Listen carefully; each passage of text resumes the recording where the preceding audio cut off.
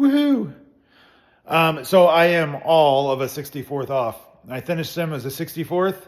If you paid attention yesterday, if you're just seeing this for the first time, I had to shim all these out. I'm on a plate table, so plates aren't flat.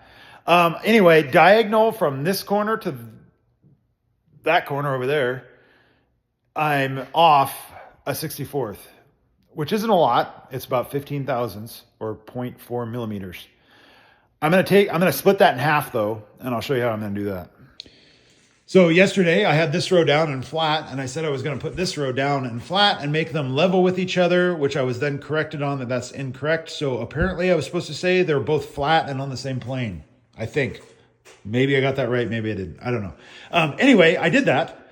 And then I started using my straight edge across, and my finish shim was a 64th. So if I couldn't fit the 64th on top of all the other shims I had, if I couldn't fit a 64th in, I would leave it out. So I'm erred on the side of low. Less than a 64th, which is about 16 thousandths, I believe. The lowest one I had was this one. And that one was about 128th of an inch low from this side to that side. So I left it, but then when I go diagonal going from here to the far one end, it's also off. And it's also off probably about the same, because when I go diagonal that way, then this is a 64th low.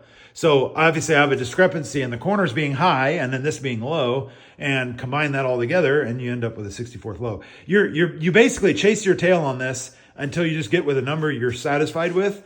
Since that's my worst area, I'm going to go ahead and fix it. I think I have some shim stock, so I can shim this up 128th of an inch, which will make it perfect going across this way. And then it'll only make it off 128th of an inch going that way, which I believe is 0.2 millimeters, I think. So it's enough, but I'll be able to live with it. Right now they're perfectly flat. So when I shim this one up, I'm going to have to take these bolts out of these surrounding panels, and I'll shim them up too. And then when I tighten everything down, everything should still be nice and level again in the surrounding areas. So I basically just have a dip in that plate that I wasn't able to shim out.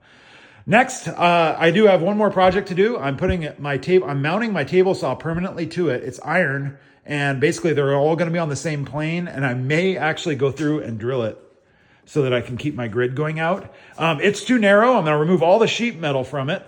And then I'm going to get two Fireball. These were the prototype for the tables that they have, or the planks that they have now, which are 1 foot by 2 foot, which is conveniently exactly or pretty close to exactly what I need to fill the gap on either side of my table saw if I put it right in the middle. So anyway, that's my next project. So stay tuned for that one.